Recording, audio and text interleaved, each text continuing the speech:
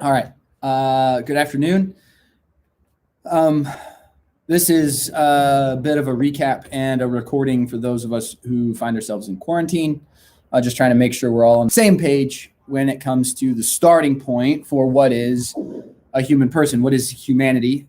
Because this idea in the doctrine of humanity, as we're going to play with it next week, and its nuances amongst various Christian groups, it really does matter for what we're going to have to do when we start talking about sin and salvation. So I just want to sort of lay a clarity out really quick and tie up this idea of what humanity is in the first two chapters of Genesis and what it's intended to be in those two chapters, so that we have a good, clean look at that material.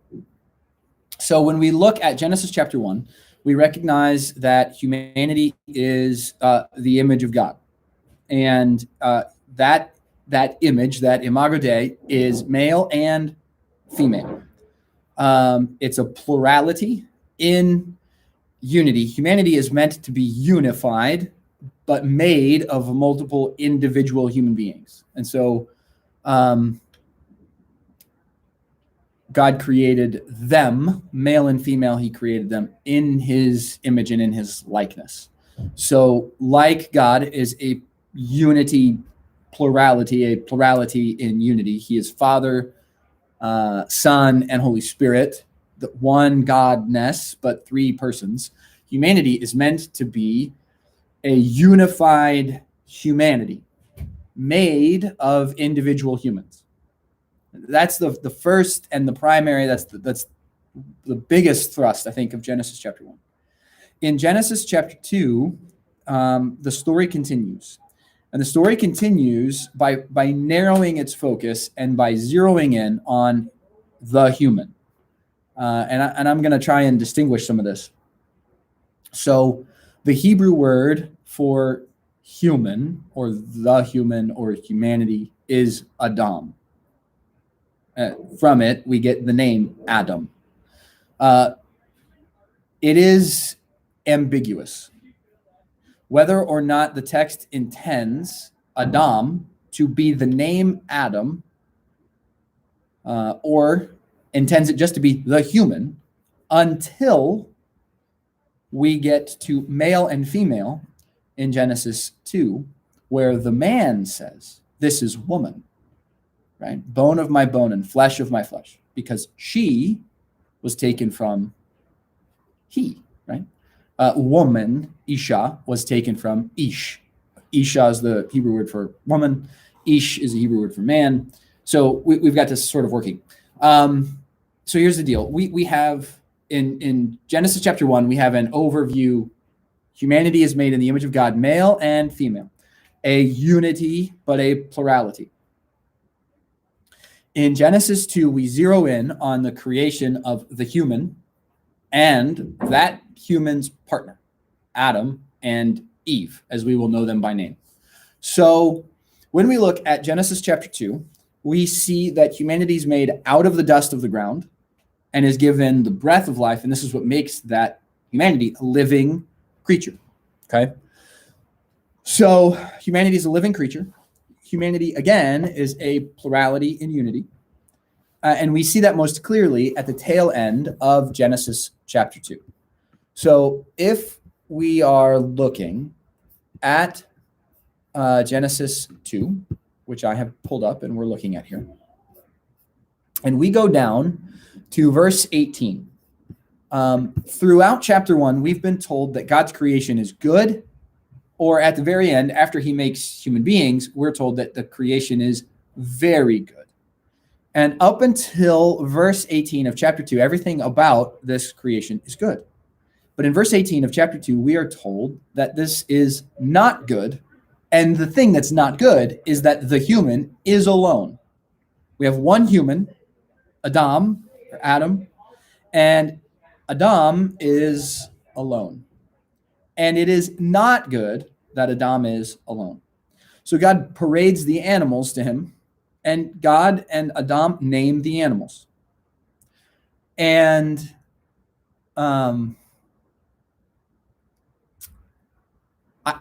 I think it's safe to say God knows there's not a suitable helper in the pairs of animals brought to Adam or Adam. And perhaps it's for Adam's sake. He comes to this realization, Adam, the human, comes to this realization that there is not another fitted, suitable, counterparted to Adam as he names the animals. And so then God puts Adam to sleep and makes a woman. And it's only after making this woman from the side of the human that we have man and woman. We have male and female. So perhaps Genesis 1 is overview, perhaps it's big picture, perhaps it's doing something poetic, and it's just stating the blanket God made, male and female, which he does. And Genesis 2 is the specifics, but we can put the two together. They harmonize. I think they fit together like a puzzle, and it completes a nice picture for us. So here's the deal. At the end of chapter 2, we now have male and female, like we were told in Genesis 1. And it reads like this, right?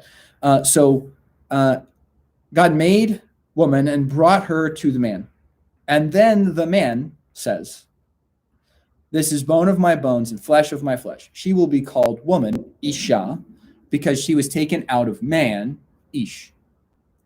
And then the narrator says, "Therefore a man will leave father and mother and hold fast to his wife, and they will become one flesh." And I want to highlight this idea because I think it's critically important. In Genesis chapter 1, humanity is created as a plurality. Them. It's repeated multiple times. Created them, male and female. In Genesis 2, when God makes Adam, there's only one. And so right off the bat in Genesis 2, we should be looking for the plurality, the unity of a plurality. Genesis 2 bears out the details that basically gives us this. God made the plurality a unified plural by taking from the human and making another human person to create a plurality in humanity, but then intended that the two individuals be unified. From one, two, and those two to be reunited as one.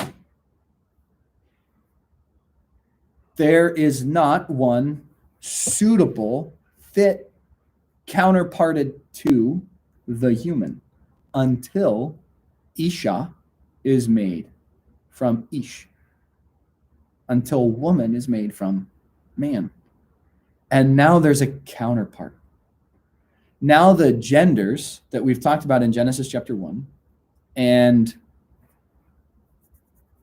the variety, but the unity is present to complete what is the image of God. And so there's an idea, there's actually a few ideas embedded, I think, in this. Number one, humanity is created to be a plurality, a community of people that are unified. Unified in partnership with God, unified in a kind of peace and harmony, in a love that is a God kind of love, unconditional and suited for one another. I think there's also a reality here that humanity is incomplete without both genders. We need both genders to complete the image of God.